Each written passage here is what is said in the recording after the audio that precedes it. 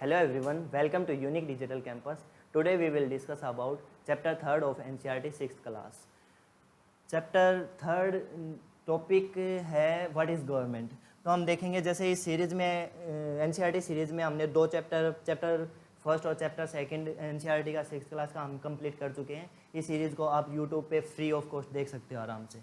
तो आज हम देखते हैं व्हाट इज़ गवर्नमेंट, सरकार क्या है, गवर्नमेंट क्या है।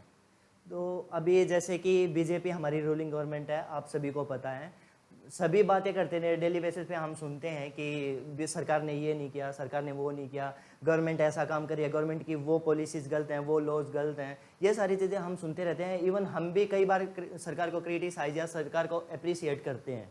तो इसी बेसिस पे हम देखते हैं कि सरकार क्या है। एक्चुअल में हमारे दिमाग में क्वेश्चन आना चाहिए कि सरकार क्या है, व्हाट इज़ गवर्नमेंट, गवर्नमेंट के रोल क्या है, गवर्नमेंट कैसे काम करती है, ये सारी चीज़ें, गवर्नमेंट में कौन कौन आता है और कैसे कैसे काम करते हैं, ये सारी चीज़ें आनी चाहिए हमारे दिमाग में। तो आज हम इस चैप्टर के थ्रू ये सारी चीज़ें देखेंगे, what is government, what is the role of the government and how it works, कैसे वर्क करती है, कैसे काम करती है। अब हम इसमें देखेंगे कि व्हाट इज़ गवर्नमेंट। सबसे पहले हम देखेंगे व्हाट इज़ गवर्नमेंट। गवर्नमेंट क्या है? Government is the group of people govern a community. Government जो है, सरकार एक ग्रुप ऑफ पीपल है, लोगों का एक समूह है जो कि गवर्न करती है एक पूरी कम्युनिटी को। एडमिनिस्टर पब्लिक पॉलिसीज़ बनाती है, उसको इम्प्लीमेंट कराती हैं, वे सारी चीज़ें गवर्नमेंट का काम होता है। और गवर्नमेंट जो है वो एक्सरसाइज करती है पावर करती हैं, जैसे कि एग्जीक्यूटिव, पॉलिटिकल एंड सॉवरन, तीन तरह की पावर यूज़ करती है। पॉलिटिकल पावर तो आप जैसे कि आप लोगों को पता है कि पॉलिटिकल पावर उनके पास है, वे पॉलिटिकल पार्टी से बिलोंग करते हैं, तो वे सारी चीज़ें पॉलिटिकल पावर में है। सॉवरन का मतलब होता है किसी का दबाव नहीं होता, जैसे बीजेपी है उसके ऊपर किसी अपोजिशन का या फिर किसी और अदर पार्टी का जो रूल में नहीं है या जो उनके उसमें नहीं है, तो वो उनके ऊपर कोई फोर्स नहीं कर सकते कि आप लोगों को ये पॉलिसीज़ ऐसे इंप्लीमेंट करनी है, या कोई भी फोर्स, एक्सटर्नल फोर्स नहीं कर सकता, या कोई दूसरा देश की गवर्नमेंट या कोई दूसरे देश का कोई भी तरीके से कोई फोर्स नहीं लग सकता कि आप लोगों को ऐसा डिसीजन लेना था। तो सॉवरन का मतलब सिंपल सा ये होता कि सॉवरन का यही है सिंपल सा कि खुद हम इंडिपेंडेंटली डिसीजन ले सकते हैं। और इसका रोल, जैसे कि गवर्नमेंट का रोल क्या है, सबसे मेजर रोल है डिसीजन मेकिंग बॉडी, जो कि इंडिपेंडेंट डिसीजन लेती है। इसमें सिंपल सा power through customs, institutions and laws within a state, एक स्टेट के अंदर। यहाँ पे हम स्टेट का जो जिक्र कर रहे हैं, स्टेट का मतलब है हमारी कंट्री, पूरा नेशन, इंडिया, इसकी बात कर रहे हैं, इंडिया। स्टेट का आप लोग ऐसे नहीं मानना कि स्टेट जैसे कि हरियाणा एक स्टेट है, वो स्टेट नहीं, यहाँ पे स्टेट की बात हो रही है पूरी कंट्री की। और स्टेट का हम आगे देखेंगे। For example, own regulatory body providing reservation, railways, postal service. Government जो है वो खुद की एक ओन रेगुलेटरी बॉडी है, खुद एक रेगुलेटरी बॉडी है जिसमें वो अपने डिसीजन इंडिपेंडेंटली ले सकती है। जैसे कि हमने सॉवरन में देखा, तो जैसे कि क्या है, रिजर्वेशन प्रोवाइड कराना, जैसे SC STs को रिजर्वेशन कराना, OBCs को कराना, EWS का जो है, EWS में रिजर्वेशन देना, रेलवेज देना, पोस्टल सर्विस देना, और भी बहुत सारी पब्लिक सर्विसेज हैं जो कि गवर्नमेंट प्रोवाइड कराती है। किसके लिए? पब्लिक के लिए, वेलफेयर के लिए, पब्लिक का वेलफेयर के लिए सारी चीज़ें पब्लिक पॉलिसीज में आते हैं। अब हम देखेंगे कि रोल ऑफ द गवर्नमेंट का रोल क्या है। गवर्नमेंट का सबसे पहले क्या है कि protect rights of the worker, जो वर्कर होते हैं, जो मजदूर होते हैं, उनको प्रोटेक्ट करना, लॉज के थ्रू, पॉलिसीज़ के थ्रू उनको वेलफेयर के लिए, उनका वेलफेयरिज्म के लिए काम करना, उनके भला के लिए काम करना। तो ये सारी चीज़ें वर्कर्स का प्रोटेक्ट करती हैं। डिसीजन मेकिंग बॉडी है, जो मैंने अभी बताया, डिसीजन मेकिंग बॉडी है, सबसे मेजरली इनका रोल यही रहता है। थर्ड जैसे देखते हैं, protecting boundaries and maintaining piece.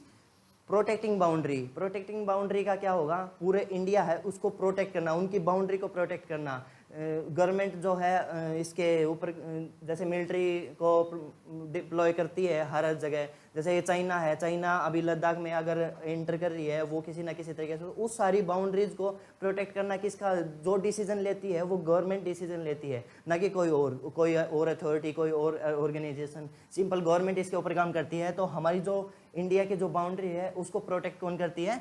Government. और मेंटेनिंग पीस, शांति को बनाए रखना। हमारे देश में हमारे जैसे अभी खालिस्तान का इशू हुआ था रिसेंटली पंजाब का, और फॉरेन में भी जैसे कनाडा में भी आप लोगों ने सोशल मीडिया पे वीडियो देखी होंगी। तो उन सारी चीज़ों को, खालिस्तान को उसको रिड्यूस करने के लिए, उन सारी चीज़ों को, इशू को हटाने के लिए गवर्नमेंट अपने डिसीजन लेती है, और पीस को, कंट्री के अंदर पीस को बनाए रखने के लिए गवर्नमेंट मेजरली इसका रोल होता है। Good health care, fourth point आता है गुड हेल्थ केयर। गवर्नमेंट का ये भी रोल होता है कि हमारे जो सिटीजन्स हैं उनको एक अच्छी हेल्थ मिले, उनके लिए भी काम करते हैं। अगर कोई भी नेचुरल डिजीज़ आ जाती है, कोई भी पेंडेमिक या एंडेमिक जो भी महामारी, जैसे कि रिसेंटली अगर हम एग्जांपल ले सकते हैं, कोविड का एग्जांपल ले सकते हैं। कोविड-19 में क्या हुआ था कि बहुत सारे लोगों की डेथ हो गई थी, तो उसमें लोगों के लिए गवर्नमेंट ने पॉलिसीज़ बनाई कि हम वैक्सीनेशन, फ्री वैक्सीनेशन करेंगे, हम जो हमारे पब्लिक जो हॉस्पिटल्स हैं, गवर्नमेंट हॉस्पिटल्स हैं, उनमें हम बेड की जो कैपेसिटी है उनको बढ़ाएंगे। ये सारी चीज़ें कौन डिसीजन लेता है? ये सारी चीज़ें, उनका रोल होता है गवर्नमेंट का directly. Active in natural disease, ये सारा गुड हेल्थ केयर में आ जाएगा। और गवर्नमेंट का रोल होता है कोर्ट एंड लीगल मैटर में भी होता है। लीगल मैटर जैसे स्वामित्व योजना आई थी अभी रिसेंटली, तो उसमें क्या होता है कि जो हमारे गाँव की जितनी भी ज़मीन है उनको, उनकी रजिस्ट्री बनाना, गांव की जितनी भी लैंड है उनकी रजिस्ट्री बनाना, वो स्वामित्व योजना की आई थी। लेकिन वो योजना, जो वो स्कीम है, वो किसने बनाई? गवर्नमेंट ने बनाई। तो वो सारा लीगल मैटर के ऊपर काम कर रही है। एक्सरसाइज लीडरशिप एंड इम्प्लीमेंट करती है पॉलिसीज़ को एग्जीक्यूटिव के थ्रू। अभी हम लेवल्स ऑफ गवर्नमेंट देखते हैं, गवर्नमेंट के क्या क्या लेवल्स हैं। जैसे कि यूनियन गवर्नमेंट सबसे ऊपर आएगी, यूनियन गवर्नमेंट जो कि नेशनल गवर्नमेंट होती है हमारी। अभी हम देखें तो बीजेपी हमारी जैसे कि यूनियन गवर्नमेंट होगी। स्टेट गवर्नमेंट, सबकी गवर्नमेंट अलग अलग है। जैसे अगर हम पंजाब की बात करें तो उस पंजाब में आप हैं, आम आदमी पार्टी है। तो ऐसे स्टेट गवर्नमेंट अलग अलग। लोकल गवर्नमेंट में पंचायत और नगर पालिका, ये दो तरह की आ गई। अभी हम इसको अच्छे से लेवल्स ऑफ गवर्नमेंट को देखते हैं। लेवल ऑफ गवर्नमेंट को देखते हैं, जैसे कि लेवल्स ऑफ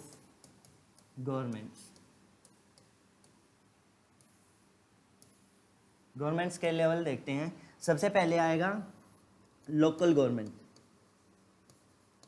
सबसे पहले लोकल गवर्नमेंट आएगी।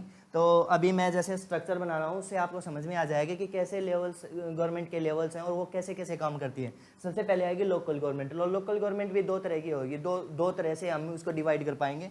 एक होती है रूरल, जो कि ग्रामीण होती है, और एक होती है अर्बन। अर्बन मतलब शहरी।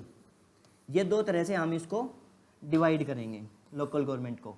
और फिर आएगी हमारी डिस्ट्रिक्ट गवर्नमेंट। यहाँ पे हमारी डिस्ट्रिक्ट गवर्नमेंट आएगी। उसके बाद आएगी हमारी स्टेट गवर्नमेंट। और उसके बाद आएगी हमारी यूनियन गवर्नमेंट।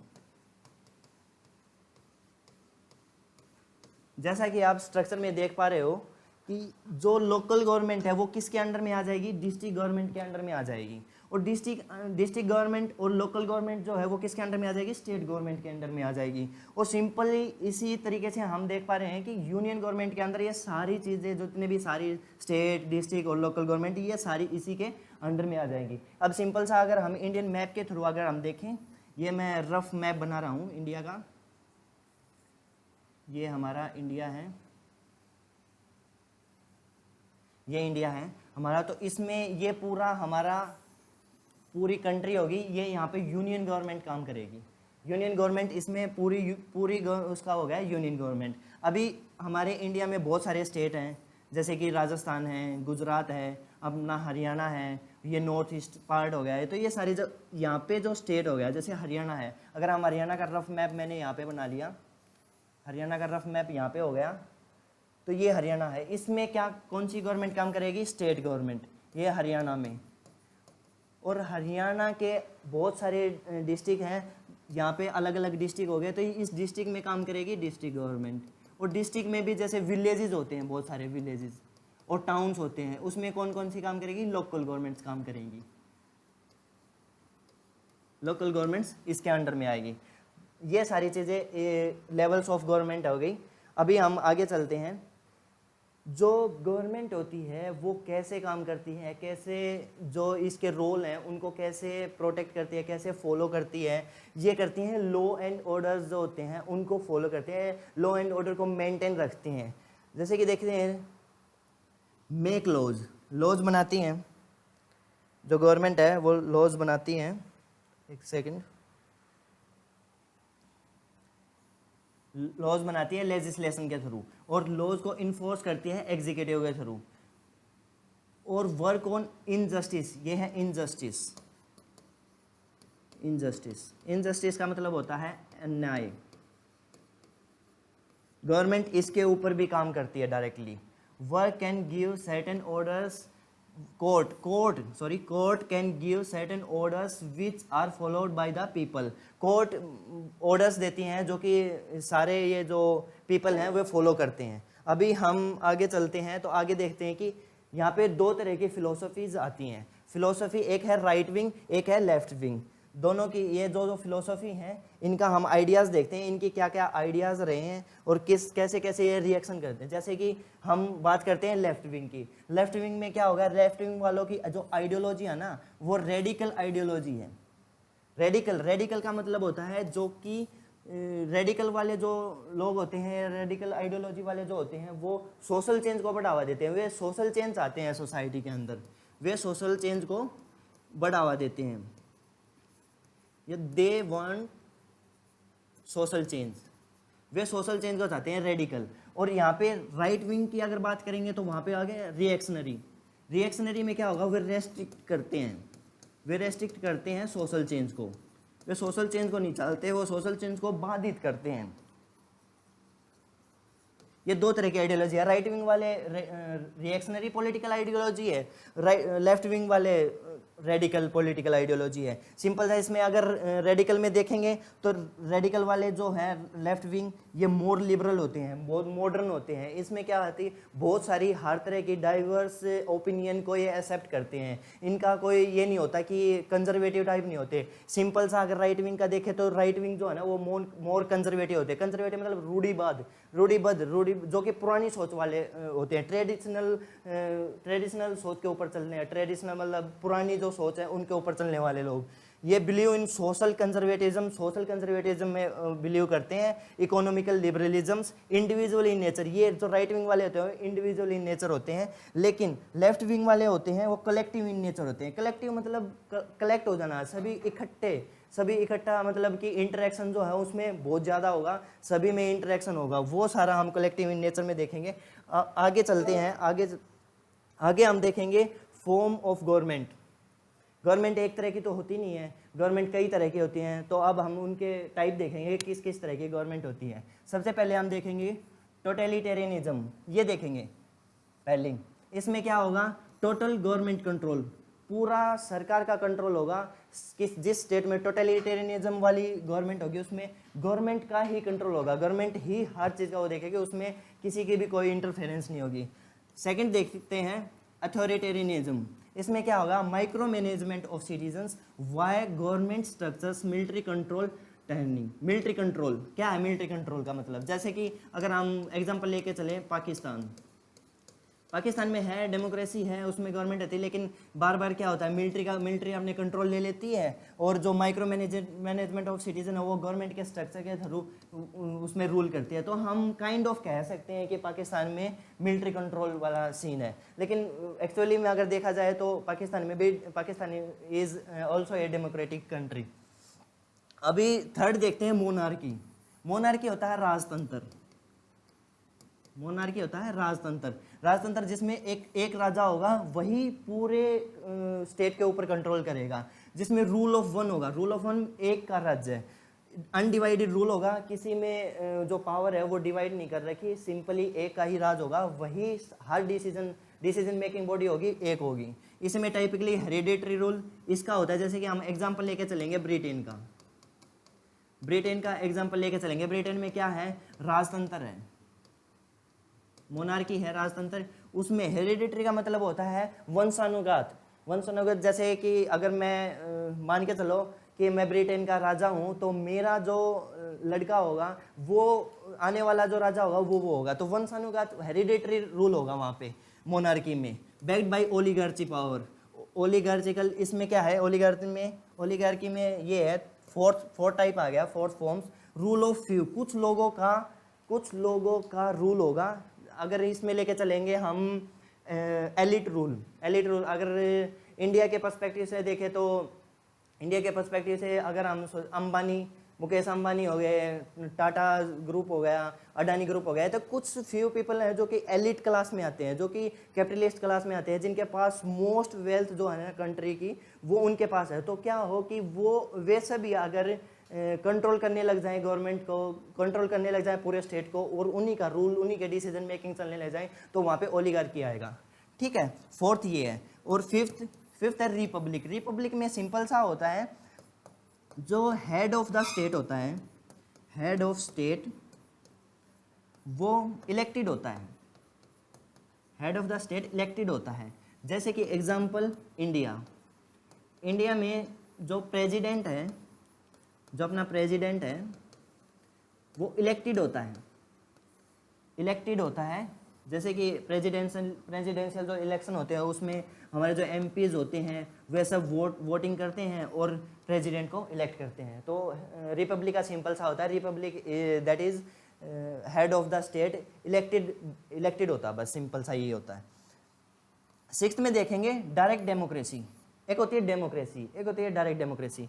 अभी हम डायरेक्ट डेमोक्रेसी का देखते हैं। डायरेक्ट डेमोक्रेसी का rule of citizen, simple majority rule, no restriction on majority के ऊपर कोई भी रेस्ट्रिक्शन नहीं होती, वे सभी डिसीजन ले सकते हैं। अगर हम एग्जांपल लेके चलें तो लोकसभा में हमारे जितने भी एमपीज होते हैं, अगर डायरेक्ट डेमोक्रेसी है तो वे सभी एमपीज हो गए, उन सभी के जो डिसीजन मेकिंग है ना वो सभी डिसीजन दे सकते हैं। वो डायरेक्ट डेमोक्रेटिक गवर्नमेंट में आएंगे, लोग अपने डिसीजन खुद दे सकते हैं। वो सारी चीज़ें जैसे रूल ऑफ सिटीजन, लोगों का ही रूल होना, वो डायरेक्ट डेमोक्रेसी में आएंगे। एनार्की आता है अराजकता फैल जाना। एनार्की में क्या होता है, कोई ऑर्डर नहीं होता, कोई कंट्रोल नहीं होता, कोई गवर्नमेंट स्ट्रक्चर नहीं होता, पावर जो है ना वो वैक्यूम चली जाती है, वैक्यूम में हो जाती है पावर, कोई गवर्नमेंट नहीं होती, कोई ऑर्डर नहीं होता, कोई कंट्रोल नहीं होता, ये सारी चीज़ें आती हैं। जैसे कि टाइप ऑफ गवर्नमेंट में ये मैंने यहाँ पे छोटा सा फ्लो चार्ट, छोटा सा यहाँ पे स्ट्रक्चर आप देखोगे। जैसे डेमोक्रेसी है, डेमोक्रेसी में क्या होगा कि जो रूलर है, जैसे कि गवर्नमेंट है जो भी, वो गवर्नमेंट क्या होगी, इलेक्टेड होगी बाय द इलेक्शन होगा और इलेक्टेड होगा। इलेक्टेड किसको करेंगे, रिप्रेजेंटेटिव, जो कि अपना रिप्रेजेंटेटिव होगा उसको करेंगे। डेमोक्रेसी में सिंपल सा ये होगा। और सिंपल डेफिनेशन देखे जाए तो डेमोक्रेसी की to the people, for the people, of the people, ये सिंपल सी डेफिनेशन है डेमोक्रेसी की। हम कम्युनिज्म का देखें, कम्युनिज्म का सिंपल सा होता है साम्यवाद में क्या होता है कम्युनिज्म में, जिसको जैसे कि सोसाइटी में जितनी भी वेल्थ है सबको बराबर बांट देना, बराबर यूज करना, वो हम कम्युनिज्म में लेके आ जाएंगे। यहाँ पे सोशलिज्म क्या होता है, वेलफेयर के बारे में बात करते हैं। ओलिगार्की का हमने देख लिया, rule of the few peoples. Aristocracy में इसमें कुछ लोगों का वो होगा, एरिस्टोक्रेसी का भी सिंपल सा, ओलिगार्की के हम वो कर सकते हैं। मोनार्की में देखो यहाँ पे ये किंग है, जैसे कि ब्रिटेन में है, ये आम मैंगो पीपल है, आम आदमी, ये जो किंग है वो किंग का रूल होगा। मोनार्की में ये है। ये हमने सारी चीज़ें देख ली, सारे जो टर्म है देख लिए, ये सिंपल आप लोगों को समझाने के लिए यहाँ पे डाला था। थियोक्रेसी का हो गया, कॉलोनियलिज्म जो कि ब्रिटिश ने हम कॉलोनियल बना लिए थे, उनका राज हो गया था। टोटलिटेरियनिज्म जिसमें गवर्नमेंट का कुछ वो रहता है, जैसे कि टोटलिटेरियनिज्म हम देखें तो टोटल गवर्नमेंट कंट्रोल रहता है उसमें। मिलिट्री डिक्टेटरशिप में आएगा, जैसे हिटलर तानाशाही, मिलिट्री मतलब सेना का जो तानाशाही है वो मिलिट्री डिक्टेटरशिप में आएगा, जिसमें हिटलर का हम बहुत अच्छा सा एग्जांपल ले सकते हैं। अभी हम देखते हैं डेमोक्रेसी क्या है। Democracy is the form of government in which rulers are elected by the people in a free and fair election. Simple, अभी जैसे मैंने बताया था वही सिंपल सा हो गया, जिसमें डेमोक्रेसी एक फॉर्म ऑफ गवर्नमेंट है। इसमें क्या होगा, रूलर जो है वो इलेक्टेड बाय द पीपल, लोगों के द्वारा चुना जाएगा जो भी यहाँ पे रूलर होगा। और किसके थ्रू चुना जाएगा, फ्री एंड फेयर इलेक्शंस होंगे, उसके थ्रू वहाँ पे डेमोक्रेसी आएगी। अब हम देखते हैं फीचर्स ऑफ डेमोक्रेसी के फीचर क्या क्या है। डेमोक्रेसी के फीचर हैं जैसे कि in a democracy the final decision making power must rest with those who elected by the people. ये पहला फीचर ये आ गया, जैसे कि लोगों के द्वारा रिप्रेजेंटेटिव चुने जाते हैं, एमपी चुने जाते हैं, एमपीज के बीच में जैसे लोकसभा के हमारे यहाँ पे पीएम का इलेक्शन होता है, पीएम चुना जाता है, तो वो मेजरली जो होते हैं वे representative majorly elected by the people, और वही डिसीजन मेकिंग पावर उन्हीं के पास होती है। सिंपली इसका मतलब यही होता है। सेकंड अगर हम देखें, a democracy must be based on free and fair election. जैसे कि हमने अभी डेफिनेशन में देखा कि फ्री और फेयर इलेक्शन होना चाहिए, तब हम रिप्रेजेंटेटिव को हम इलेक्ट करते हैं। तो डेमोक्रेसी इसी के बेस पे टिकी होती है। There were those currently in power have a fair chance of losing. जो पावर में रहते हैं, इसका सिंपल सा है कि जो जैसे कि अभी बीजेपी है, तो बीजेपी गवर्नमेंट का अभी पावर में है, तो उनका क्या होता है कि डेमोक्रेसी में हमें राइट है कि हम किसी को भी वोट दें, इवन आम आदमी को दें या बीजेपी को दें, तो उसमें election free and fair election कराए जाएं। थर्ड का हम देखें, in a democracy each adult citizen must have one vote, each vote must have one value. इसका मतलब ये है, थर्ड पॉइंट का मतलब ये है, डेमोक्रेसी में जितने भी एडल्ट सिटीजन हैं उनके पास एक वोट होगी, और उसी वोट का वही वैल्यू होगी जो कि सबकी होगी, सबकी बराबर वैल्यू होगी वोट की। जैसे कि मैं हूँ, मेरी वोट की वैल्यू उतनी ही है जितनी वोट की वैल्यू मुकेश अंबानी की है। तो सिंपल सा यही है कि सभी की जो वोटिंग का जो राइट्स होता है या वोट की जितनी पावर होती है वो सभी की सेम होती है। किसी का ये नहीं है कि उसकी वोट कंसिडर की जाएगी 10 नंबर में और एक की जाएगी 1 नंबर में, ऐसा कुछ नहीं होगा। तो सिंपल सा यही है। अब हम फोर्थ पॉइंट देखते हैं, a democratic government rules within a limits set by constitutional laws and citizens rights. इसमें कॉन्स्टिट्यूशनल लॉज और सिटीजन्स राइट्स के इसमें लिमिटेड होती है। डेमोक्रेटिक गवर्नमेंट क्या होती है, लिमिटेड होती है, क्योंकि उसमें जैसे कि अपने इंडिया में, India is a democratic state जिसमें एक डेमोक्रेटिक गवर्नमेंट है, और डेमोक्रेटिक गवर्नमेंट के साथ साथ हमारे यहाँ पे कॉन्स्टिट्यूशन भी है। तो कॉन्स्टिट्यूशन क्या करता है, लिमिट करती है किसकी पावर को, गवर्नमेंट के पावर को। तो सिंपल सा इसमें ये है, constitutional laws and citizen rights जो कि लिमिट सेट करती है। फिफ्थ पॉइंट लेके चलें, the opposition party are allowed to function freely before and after the election. Opposition party एक तो होती है रूलिंग पार्टी जो कि सत्ता में है, एक होती है अपोजिशन पार्टी। अगर हम देखें जैसे अभी बीजेपी रूलिंग गवर्नमेंट है, उसके अलावा जितनी भी पार्टी होगी, वैसे तो इनका क्राइटेरिया होता है कि अपोजिशन पार्टी के पास इतने एमपीज होने चाहिए, उनका क्राइटेरिया होता है 10% जो भी है वो आगे वाले जो फाउंडेशन कोर्स में करेंगे हम। तो उसमें अपोजिशन पार्टी क्या होती है, उसको अपनी पॉलिसीज का उनके फ्री एंड फेयर तरीके से वो अपने रोल को निभा सकते हैं। ये सारी चीज़ें हैं इसमें। अभी हम 6 पॉइंट को लेके चलें। 6 पॉइंट में क्या है, 6 पॉइंट में है, the democratic government are based on fundamental principle of political equality. Political equality का मतलब होता है कि सभी को राइट है कि वे अपने पॉलिटिकल इलेक्शन को लड़ पाएँ। जैसे कि अभी मैं हूँ, मेरी एज अगर एलिजिबल हूँ, मैं जैसे अगर लेजिस्लेटिव असेंबली के लिए एलिजिबल हूँ तो मैं कंटेस्ट कर सकता हूँ अपना इलेक्शन, और अगर मैं लोकसभा के लिए हूँ तो मैं कर सकता हूँ। इसके मेरे ऊपर कोई भी बाउंडेशन नहीं है, कोई भी वो नहीं है। तो पॉलिटिकल इक्वेलिटी का सिंपल सा यही मतलब होता है। इसी के साथ हम अपना चैप्टर कंप्लीट कर लेते हैं, व्हाट इज़ गवर्नमेंट। थोड़ा सा हम रिकॉल कर लेते हैं कि हमने आज क्या क्या सीखा है। तो सिंपल सा हमने देखा गवर्नमेंट क्या है, गवर्नमेंट एक the group of the people है। Government group of the people है जो कि गवर्न करती है, एडमिनिस्टर करती है पूरे इसके पॉलिसीज़ को बनाने में, और एक्सरसाइज करती है एग्जीक्यूटिव, पॉलिटिकल और सॉवरन पावर जो है वो फॉलो करती हैं विद इन स्टेट। जैसे कि providing reservation, railways, postal service. Role of the government protect करती है वर्कर्स को, बाउंड्री और मेंटेन पीस ये सारी चीज़ें। लॉ एंड ऑर्डर के थ्रू मेक लॉज बनाती हैं, फिर उनको एग्जीक्यूट कराती है। हमने लेवल्स ऑफ गवर्नमेंट देख लिया, यूनियन, स्टेट और लोकल गवर्नमेंट देख लिया। फिलोसफीज देख ली, लेफ्ट विंग और राइट विंग। लेफ्ट विंग वाले क्या होते हैं, रेडिकल पॉलिटिकल आइडियोलॉजी के होते हैं। राइट विंग वाले होते हैं रिएक्शनरी। रिएक्शनरी का सिंपल सा मैंने बताया था, रिएक्शनरी का क्या होता है, वे सोशल चेंज को रोकते हैं और ये सोशल चेंज को चाहते हैं, बढ़ावा देते हैं। फिर हमने फॉर्म ऑफ गवर्नमेंट देखा था, टाइप ऑफ गवर्नमेंट देखा था। इसी के साथ हमने डेमोक्रेसी को सीखते हुए हम इस चैप्टर को बाइंड अप करते हैं। आई होप कि आप सभी को इसमें समझ में आया होगा। अगर आपके माइंड में कोई भी डाउट आ रहा है तो आप इस वीडियो के कमेंट में आप कोई भी अपना डाउट वो कर सकते हैं, हम आपको रिप्लाई देंगे, तुरंत हम आपको रिप्लाई देंगे, सिंपल था। और मैं बता देना चाहता हूँ कि इस सीरीज़ के साथ आप बने रहिए और अपने कॉन्सेप्ट्स को अच्छे से सीखते रहिए। ये सिंपल एक फाउंडेशन कोर्स है जो कि आपके बेसिक्स को स्ट्रॉन्ग करेगा, जिसमें आपके जीएस में बहुत सारी हेल्प होगी। Thank you so much.